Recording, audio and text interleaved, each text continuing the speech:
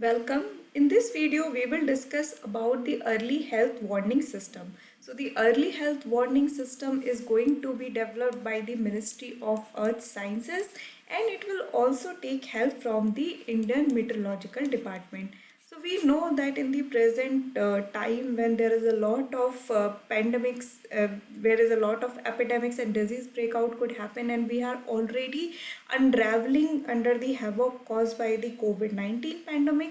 So this is important from that perspective also, that we could have the early health warning system. Try to form an analogy from here that when we now have started early warning cyclones, like for an example, for cyclone we have early warning system. This has eventually helped India to reduce a lot of damage which was caused by cyclone in the earlier age. In fact, you could take the example of Odisha, where the 1999 cyclone has caused a lot of havoc. But if you see, even this year when the Amphan came, Odisha was way better prepared than any other state. So you can understand the importance of early warning system in case of disaster. Similarly, when the cases of outbreak of the diseases also come into picture, it's again become very important that we have a early warning system. So because of that, Ministry of Earth Sciences and the Indian Meteorological Department is going to create an early health warning system for India. So let's start. So we just got to know that it is being developed by the Ministry of Earth Science. Just remember, it is not the Ministry of Science and Tech. It is actually the Ministry of Earth Science, under which this particular early health warning system is going to develop. What is going to be the purpose? The purpose will be to forecast the possibility of disease outbreak in the country. So whenever there is a possibility of disease outbreak, it is going to set an alarm. So that is how the early warning system for the health or for the diseases could work around. It will be based on the relationship between weather changes and the incidences of disease breakout. So take for an example of malaria. So there is actually, in fact, a proven case that malaria has a tendency to outbreak when there is a certain rainfall and a certain temperature. So you can see there is a relationship between the diseases which are caused by the rainfall, temperature, and hence at the same time we can see if the weather is changing, if there is more rainfall, if there is temperature is very high, humid condition is developing, we can see that the malaria outbreak could happen. And that is how this warning system would going to work, and that is why we are going to take the help of Indian Meteorological Department as well, because that is the one which analyze all the climate or weather related information in India. So Indian Meteorological Department along with Ministry of Earth Science, they will see how the weather changes are going to coincide with the incidences of various outbreak, and accordingly they will kind of create a simulation which will predict that this particular temperature or these rainfall could have an outbreak of a disease. So this is how this model is going to work. It will predict outbreaks of vector-borne diseases. We just saw like malaria. We have other vector-borne diseases also, like your dengue, chikungunya, even your kala azar. All these are vector-borne diseases. So in that case, it is going to provide a early warning, but also at the same time, it is going to look into the non-communicable diseases as well. How you can understand? So non-communicable diseases include, for an example, your heart stroke, heart diseases, your lungs diseases, all these are related to your non-communicable diseases. And this also has a factor of environment and weather associated with it. For an example, direct implication of heat wave. So whenever there is heat wave, there is a different kind of non-communicable diseases also become more prominent. At the same time, pollution. We know that pollution is one of the major cause of uh, triggering a lot of pulmonary diseases. So that is, all these things are going to have an effect on the non-communicable diseases as well. So tracking about the how the heat wave is going to have effect on non-communicable disease, or how the pollution is affecting that, again a simulation will be developed and which will help in providing the early warning about the outbreak or about the happening of any disease. So this is how the system is going to work.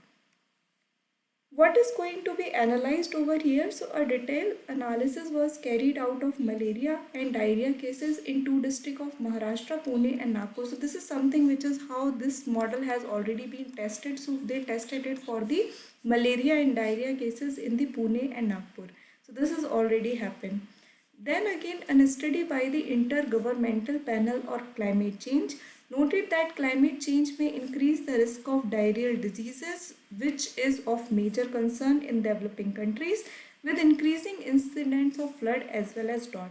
So we know that climate change is going to wreak havoc in the developing countries especially, and India is no exception to it. So climate change is going to have effect over the kind of diseases also. So a report by IPCC, which is basically a kind of a think tank which produces reports. It is not an organization of UN, and it does not carry out its own research, but it's mostly along the line of the various scientific community around the world will pour in their research. And this IPCC has provided in a report that climate change is going to increase the cases of diarrhea in India, increase of diarrhea in India. So you can understand how the climate change is also going to have effect on the overall the way the system has been working for capturing the various kind of diseases which are today prevalent in India.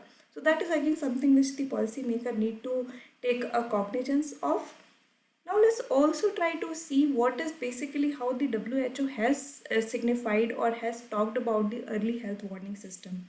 So according to the WHO, so this is the world leading organization in terms of health. So WHO has said that early warning system are timely surveillance system that collect information on epidemic prone diseases in order to trigger prompt public health intervention. So this is something which the early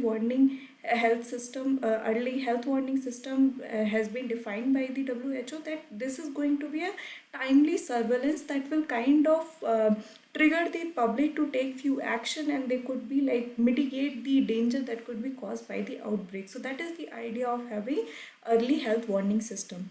In most cases, these systems is going to rely on an in-depth review by the epidemiologist of the data coming in, which is rarely done in systematic way. So these are not going to be statistical models as such, but these are mostly going to be what you can understand as the epidemiologists. So these are the one who study about the epidemics throughout the world, and that kind of data, the expertise will be utilized to understand where what kind of outbreak is happening, and eventually the model will be utilized to create a timely surveillance system. So this is how the early warning system has been put into picture. Now there are a lot of diseases which has already been connected. Like I just told you, malaria has a link with the rainfall and temperature. In fact, over the time when the COVID-19 lockdown was going on, there were a lot of newses that during the heat wave, or when the like there will be heat, the COVID-19 will get subdued. But as of now, no scientists have, there has not been any scientific link between the temperature and COVID-19. So as of now, we have insufficient data to relate at which temperature the coronavirus thrives or which temperature is not very suitable for it. So we do not have any scientific link between the weather changes or climate changes and the COVID-19 or the coronavirus so far. So this is something that you need to know. I hope you have understood this video. So the health infrastructure in the present scenario of COVID-19 becomes important. Various diseases, various epidemics, how the government is trying to come up with more of a precautionary measures as well, preemptive measures as well. So all these things become important in those lines. So I hope you have understood this video. If you have any doubt, feel free to drop a comment. Thank you.